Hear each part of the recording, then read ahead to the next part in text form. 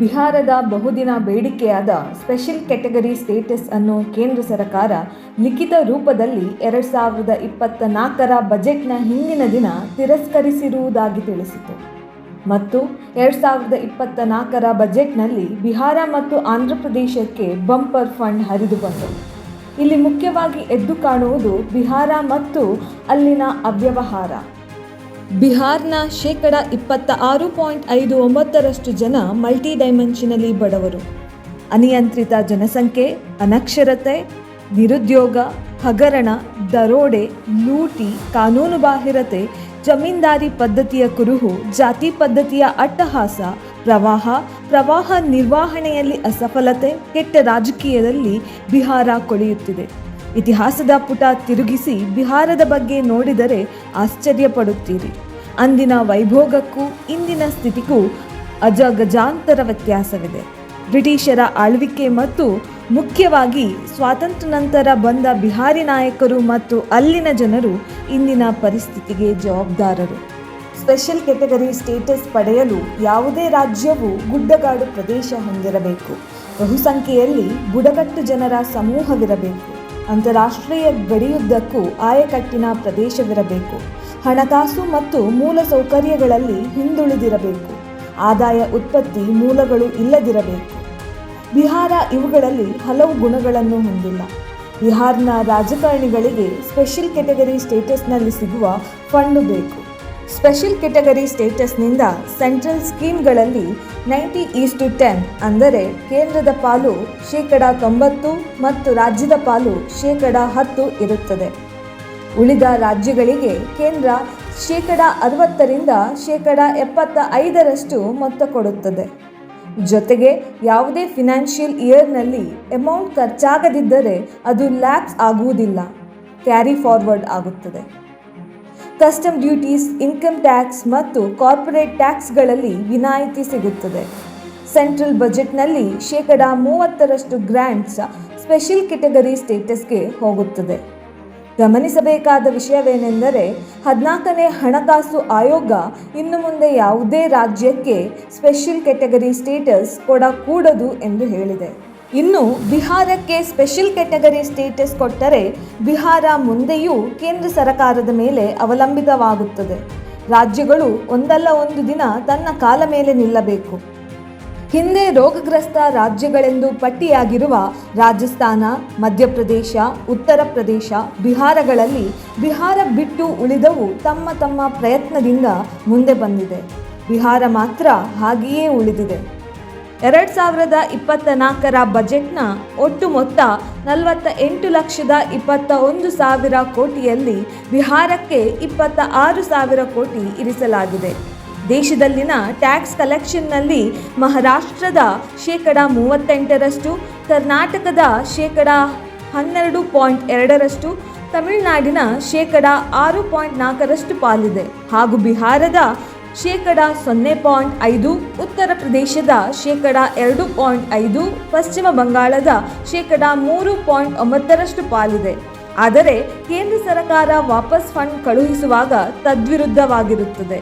ಉದಾಹರಣೆಗೆ, ಪ್ರತಿ ರಾಜ್ಯ ₹100 ಕೇಂದ್ರಕ್ಕೆ ಕೊಟ್ಟರೆ ಕೇಂದ್ರ ಅದರಿಂದ ಕರ್ನಾಟಕಕ್ಕೆ ₹13.9, ಮಹಾರಾಷ್ಟ್ರಕ್ಕೆ ₹7.7, ತಮಿಳುನಾಡಿಗೆ ₹29.7, ಕೇರಳಕ್ಕೆ ₹63.4, ಉತ್ತರ ಪ್ರದೇಶಕ್ಕೆ ₹333.2, ಬಿಹಾರ್ಗೆ ₹922.5, ಪಶ್ಚಿಮ ಬಂಗಾಳಕ್ಕೆ ₹90.2 ಹಂಚುತ್ತದೆ.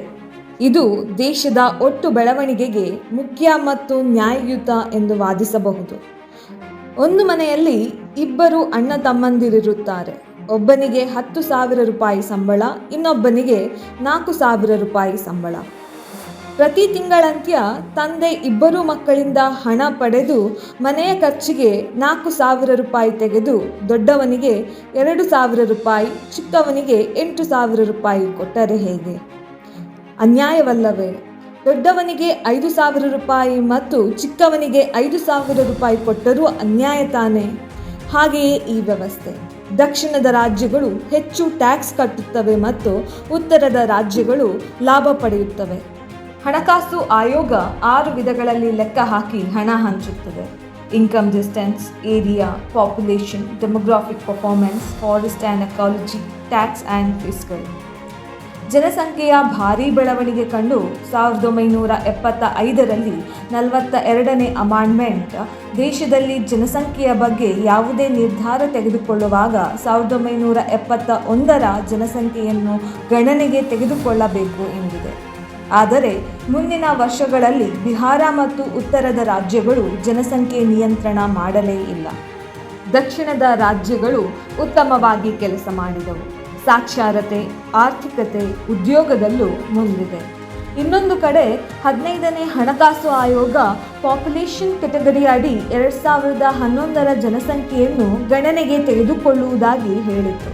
ಇದು ದಕ್ಷಿಣದ ರಾಜ್ಯಗಳಿಗೆ ತಲೆನೋವಾಗಿದೆ. ಅದನ್ನು ಸರಿಮಾಡಲು ಡೆಮೋಗ್ರಾಫಿಕ್ ಪರ್ಫಾರ್ಮೆನ್ಸ್ ಎಂಬ ಹೊಸ ಕೆಟಗರಿಯನ್ನು ಫಿನಾನ್ಷಿಯಲ್ ಕಮಿಷನ್ ಇಂಟ್ರೊಡ್ಯೂಸ್ ಮಾಡಿದೆ.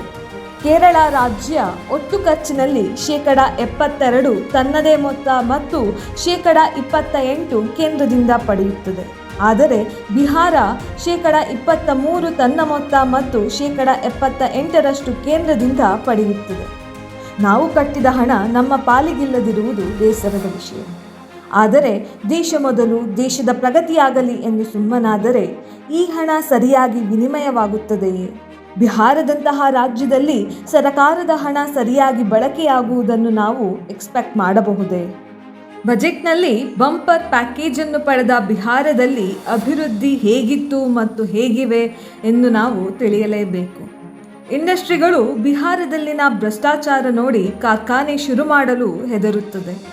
ಕಳಪೆ ಕೆಲಸಗಳಿಗೆ ಬಿಹಾರ ಹೆಸರುವಾಸಿಯಾಗಿದೆ. ಇಂಡಸ್ಟ್ರಿಗಳಿಲ್ಲದ ಕಾರಣ ರಾಜಕಾರಣಿಗಳಿಗೆ ಹಣ ಮಾಡಲು ಇನ್ನೊಂದು ಮೂಲ ಸರಕಾರಿ ಹಣ. ದರೋಡೆ, ಸ್ಕ್ಯಾಮ್, ಹಗರಣ, ಜಂಗಲ್ ರಾಜ್ಗಳಿಂದ ಬಿಹಾರ ತುಂಬಿ ತುಳುಕುತ್ತಿದೆ. ಬಿಹಾರದಲ್ಲಿ ಸ್ಕಿಲ್ಡ್ ಲೇಬರ್ಸ್ಗಳ ಕೊರತೆ ಇದೆ. ಬಿಹಾರದ ಎಜುಕೇಷನ್ ಸಿಸ್ಟಮ್ನಲ್ಲಿ ದೊಡ್ಡ ಮಟ್ಟದಲ್ಲಿ ಸುಧಾರಣೆ ತರಬೇಕಾಗಿದೆ. ಬಿಹಾರದ ನಾಯಕರು ಬಿಹಾರದ ಬಡತನಕ್ಕೆ ಬಿಹಾರ ಲ್ಯಾಂಡ್ ಲಾಕ್ ರಾಜ್ಯವಾಗಿರುವುದೇ ಮುಖ್ಯ ಕಾರಣ ಎಂದು ವಾದಿಸುತ್ತಾರೆ. ಅದು ಹೇಗೆ? ಹಿಂದೆ ರೋಗಗ್ರಸ್ತ ರಾಜ್ಯಗಳಾಗಿದ್ದ ರಾಜಸ್ಥಾನ, ಮಧ್ಯಪ್ರದೇಶ, ಉತ್ತರ ಪ್ರದೇಶ, ಬಿಹಾರಗಳಲ್ಲಿ ಬಿಹಾರ ಬಿಟ್ಟು ಉಳಿದವು ತಮ್ಮ ತಮ್ಮ ಸಾಮರ್ಥ್ಯದಿಂದ ಅಭಿವೃದ್ಧಿಯತ್ತ ಹೆಜ್ಜೆ ಹಾಕಿದವು. ಅವುಗಳು ಕೂಡ ಲ್ಯಾಂಡ್ ಲಾಕ್ ರಾಜ್ಯಗಳಲ್ಲವೇ? ಬಿಹಾರದ ರಾಜಧಾನಿ ಪಟ್ನಾದಿಂದ ಕಲ್ಕತ್ತಾದ ಹಲ್ದಿಯಾ ಬಂದರಿಗೆ ಇರುವ ದೂರ ಸುಮಾರು 700 ಕಿಲೋಮೀಟರ್. ಉತ್ತರ ಪ್ರದೇಶದ ರಾಜಧಾನಿ ಲಕ್ನೋದಿಂದ ಕಲ್ಕತ್ತಾದ ಹಲ್ದಿಯಾ ಬಂದರಿಗೆ ಇರುವ ದೂರ ಸುಮಾರು 1130 ಕಿಲೋಮೀಟರ್. ಮಧ್ಯಪ್ರದೇಶದ ರಾಜಧಾನಿ ಭೋಪಾಲ್ನಿಂದ ಗುಜರಾತಿನ ಭರೂಚ್ ಬಂದರಿಗೆ ಇರುವ ದೂರ ಸುಮಾರು 608 ಕಿಲೋಮೀಟರ್. ರಾಜಸ್ಥಾನದ ರಾಜಧಾನಿ ಜೈಪುರ್ನಿಂದ ಗುಜರಾತಿನ ಕಾಂಡ್ಲಾ ಬಂದರಿಗೆ ಇರುವ ದೂರ ಸುಮಾರು 814 ಕಿಲೋಮೀಟರ್. ಲ್ಯಾಂಡ್ ಲಾಕ್ ರಾಜ್ಯ, ಸಮುದ್ರ ತಟದಿಂದ ದೂರ ಇವು ಬಿಹಾರದ ವೈಫಲ್ಯಕ್ಕೆ ಕಾರಣವಲ್ಲ, ಅಲ್ಲಿನ ಭ್ರಷ್ಟ ವ್ಯವಸ್ಥೆ ಕಾರಣ. 1952ರಿಂದ 1993ರ ತನಕ ಇದ್ದ ಫ್ಲೈಟ್ ಈಕ್ವಲೈಸೇಷನ್ ಪಾಲಿಸಿಯಿಂದ ಇಂಡಸ್ಟ್ರಿಗಳು ಸಮುದ್ರದಡ ಪ್ರದೇಶಗಳಿಗೆ ಸ್ಥಳಾಂತರಗೊಂಡವು ಹಾಗೂ ಸಂಪನ್ಮೂಲಗಳಿದ್ದರೂ ಬಿಹಾರ ಬಡ ರಾಜ್ಯವಾಯಿತು ಎಂದು ಅಲ್ಲಿನ ನಾಯಕರು ವಾದಿಸುತ್ತಾರೆ. 1991ರಲ್ಲಿ ದೇಶ ಗ್ಲೋಬಲೈಸೇಷನ್, ಪ್ರೈವೇಟೈಸೇಷನ್, ಲಿಬರಲೈಸೇಷನ್ ಕಡೆ ಹೊರಟಿದ್ದರೆ ಬಿಹಾರ ಜಾತಿ ಆಧಾರಿತ ರಾಜಕೀಯದಲ್ಲಿ ಬ್ಯುಸಿಯಾಗಿತ್ತು ಮತ್ತು ಇಂದಿಗೂ ಬಿಹಾರ ಅದನ್ನೇ ಮಾಡುತ್ತಿದೆ. ರಾಜಕೀಯ ಜಾತಿಗಳ ಸುತ್ತ ಸುತ್ತುತ್ತಿದೆ. ರಾಜಕಾರಣಿಗಳಿಗೆ ಚುನಾವಣೆಯಲ್ಲಿ ಮತ ಗಳಿಸಲು ತಳಮಟ್ಟದಲ್ಲಿ ಕೆಲಸ ಮಾಡಬೇಕಾಗಿಲ್ಲ, ಜಾತಿ ಲೆಕ್ಕಾಚಾರವಿದ್ದರೆ ಸಾಕು. ಬಿಹಾರದ ವೈಫಲ್ಯಕ್ಕೆ ಬಿಹಾರದ ಇಂದಿನ ತನಕದ ಆಡಳಿತ ಮತ್ತು ಬಿಹಾರದ ಜನರು ಕಾರಣ. ಉಳಿದ ಕಡೆ ಸ್ಥಿರ ಸರಕಾರಗಳು ಅಭಿವೃದ್ಧಿಗೆ ಪೂರಕವಾಗಿದ್ದರೆ ಬಿಹಾರದಲ್ಲಿ ತದ್ವಿರುದ್ಧ. ಸ್ಥಿರ ಸರಕಾರಗಳು ಅತಿ ದೊಡ್ಡ ಮಟ್ಟದಲ್ಲಿ ಬಿಹಾರವನ್ನು ಲೂಟಿ ಹೊಡೆದಿವೆ. ಕೇಂದ್ರದಲ್ಲಿ ಸರ್ಕಾರಗಳ ರಚನೆಯಲ್ಲೂ ತಮ್ಮ ಕೈಚಳಕ ತೋರಿಸಿರುವ ಬಿಹಾರ ರಾಜಕೀಯ ಬಿಹಾರದಲ್ಲಿ ಮಾತ್ರ ಕೈಚಳಕ ತೋರಿಸಿಲ್ಲ, ಇನ್ನೂ ಬಡತನದತ್ತ ದೂಡಿಬಿಟ್ಟಿವೆ. ಉದ್ಯೋಗ ಸೃಷ್ಟಿ ಇಲ್ಲದ ಬಿಹಾರದಿಂದ ಲಕ್ಷಾಂತರ ಜನರು ಉದ್ಯೋಗಕ್ಕಾಗಿ ಬೇರೆ ಬೇರೆ ರಾಜ್ಯಗಳಿಗೆ ವಲಸೆ ಹೋಗುತ್ತಾರೆ.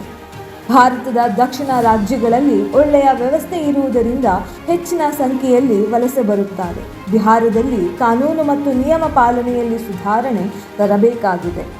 ಬಿಹಾರದಲ್ಲಿ ಯಾಕೆ ಕಟ್ಟುತ್ತಿರುವ ಸೇತುವೆ ಬಿದ್ದಿದೆ? ಎಕ್ಸಾಮ್ಗಳಲ್ಲಿ ಆ್ಯಂಟಿ ಚೀಟಿಂಗ್ ಲಾ ಯಾಕೆ ಜಾರಿಗೆ ತಂದಿಲ್ಲ? ಫಂಡ್ಸ್ ಇದ್ದರೂ ಆಸ್ಪತ್ರೆಗಳನ್ನು ಯಾಕೆ ಕಟ್ಟುತ್ತಿಲ್ಲ? ಯಾಕೆ ಮಕ್ಕಳಿಗೆ ಬ್ಯಾಂಕ್ ಅಕೌಂಟ್ಗಳಿಲ್ಲ? ಬಿಹಾರಕ್ಕೆ ಬರುವ ಸರ್ಕಾರದ ಫಂಡ್ಗಳು ಏನಾಗುತ್ತಿದೆ? ಯಾಕೆ ಬಿಹಾರ ಇನ್ನೂ ಬಡತನದಲ್ಲಿದೆ? ಕಾನೂನುಗಳ ಪಾಲನೆ ಯಾಕೆ ಆಗುತ್ತಿಲ್ಲ? ನಮ್ಮ ಹಣ ಎಲ್ಲಿ ಬಳಕೆಯಾಗಿದೆ? ಎಷ್ಟು ಪ್ರಾಜೆಕ್ಟ್ಗಳು ಶುರುವಾಗಿದೆ? ಎಷ್ಟು ಇನ್ನೂ ಬಾಕಿ ಇದೆ? ಮುಖ್ಯವಾಗಿ ಕಾಮಗಾರಿಯ ಗುಣಮಟ್ಟ ಹೇಗಿದೆ? ಸರ್ಕಾರ ಜನಸಂಖ್ಯೆಯ ನಿಯಂತ್ರಣಕ್ಕೆ ಏನು ಕ್ರಮ ಕೈಗೊಂಡಿದೆ? ಸರ್ಕಾರ ರಾಜ್ಯದ ಆರ್ಥಿಕ ಸುಧಾರಣೆಗೆ ಏನು ಕೆಲಸ ಮಾಡಿದೆ? ನಮ್ಮ ಹಣಬಿಡಿ ಪ್ರಗತಿ ಹೇಗೆ ನಡೆಯುತ್ತಿದೆ ಎಂದು ನಾವೆಲ್ಲರೂ ಪುನಃ ಬೆನ್ನು ಬಿಡದೆ ಪ್ರಶ್ನಿಸಬೇಕಾಗಿದೆ.